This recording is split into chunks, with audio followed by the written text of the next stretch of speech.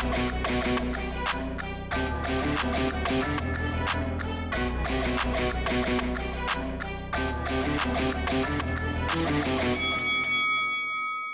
guys, welcome to Boxing Squared for boxing news and views from around the internet. Filip Hrgovic, the Croatian heavyweight contender, the IBF mandatory, has got a good bit of news from the IBF that sort of affirms the approach that he's been taking, sitting, waiting and watching for his opportunity. So there will be a belt on the line for Hrgovic to fight for in 2024.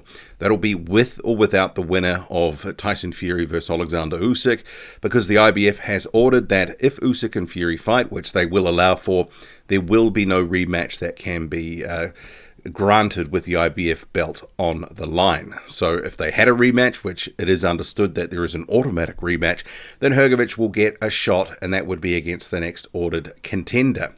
Straight away, people were looking at the rankings and going, hey, look, there's no one rated at number 2. Anthony Joshua could be the guy next that gets a shot against Filip Hrgovic if a belt became vacant.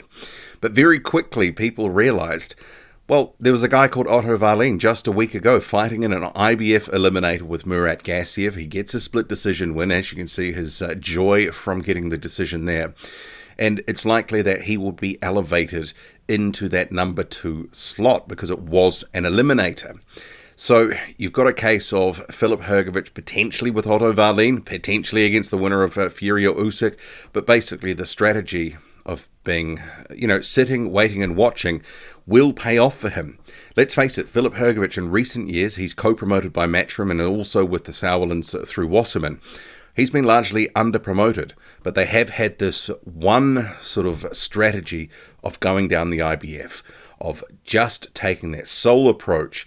And I think for fans, it's been a little bit frustrating with his levels of inactivity and sometimes the opponents, because let's face it, he's fought sparingly in recent years. Dempsey McKean, Zhang Jilei, both decent fights, but before that, a lot of dross. Amir Amatovic, Marko Radonic, Rydell Booker, Alexander Kartozia, Eric Molina. It's just hasn't been good. He's been largely ignored by the other heavyweights of any note in the Matchroom stable. But now, all of a sudden, he's in a position that could benefit one of the other bigger names in the heavyweight division, who's also in the same stable, Anthony Joshua. And you have the Matchroom promoter, Eddie Hearn, starting to warm up to the possibility of a Joshua and Hrgovic fight. But as rightly pointed out by TalkSport in this article, Joshua may be denied opportunity to become 3-time world champion by IBF ruling, yada, yada, yada. So effectively, the story goes through the stuff that I just outlined, that you've got Otto Wallin, that he could be the fly in the ointment, and Wallin is actually a guy that could face Hrgovic if there's a vacant title. But I guess this is the thing when Joshua also fights so sparingly, but if you're not going down a sanctioning body route with eliminators, that sort of stuff, you're not putting yourself in the best possible position, well, what do you expect? You can't just expect gifts all the time.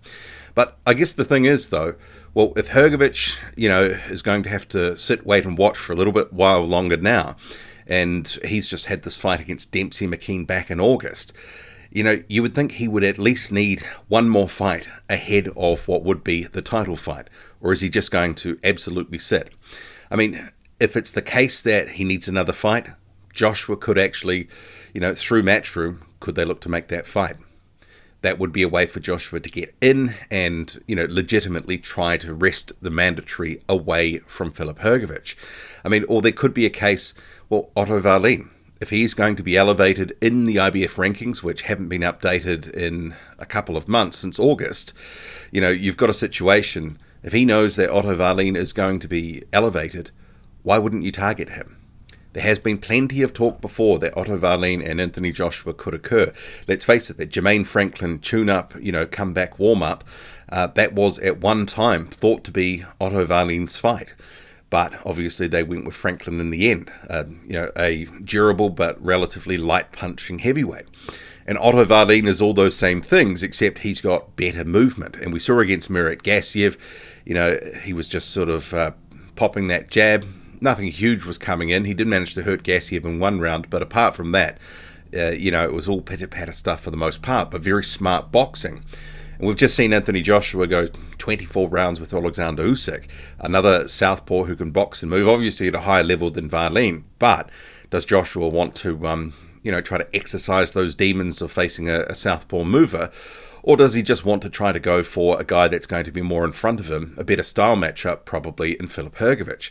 But this could all end up being moot. I mean, let's face it. Anthony Joshua has not given Filip Hrgovic, or largely Otto Wallin, the time of day in recent years. Are they going to want to just give up position to face him? And at the end of the day, money talks, and that could be something that actually moves the needle here. I mean, Hrgovic has obviously expressed his disappointment about having to wait with the IBF, saying that Fury and Usyk can go ahead with the belt on the line. But, he said he'll be waiting. But the thing is, money can talk, and if it's going to be a payday that pays him, if they overpay to get a fight with Hrgovic or Wallin to wrest that position away for the number 2 spot or the mandatory, then you do have a situation where something could happen. And let's face it, I mean, I think some of these fights, Joshua Wallin, Joshua Hrgovic, at this stage with Joshua, the sort of state that he's been in, with the mental sort of demons that he's wrestling with, he needs, who knows what could happen. But those would be good wins for any of them, should they fight and win. And you go, yeah, they deserve a title shot, whoever. But what could end up happening is nothing. That all we have is Otto Wallin and Filip Hrgovic just deciding, look, I'm just going to sit on this now. We know that there's going to be a fight. If it's not Hrgovic against Usyk or Fury, it'll be Hrgovic versus the next guy, which looks like will be Otto Wallin when the rankings are updated, because Wallin won the eliminator.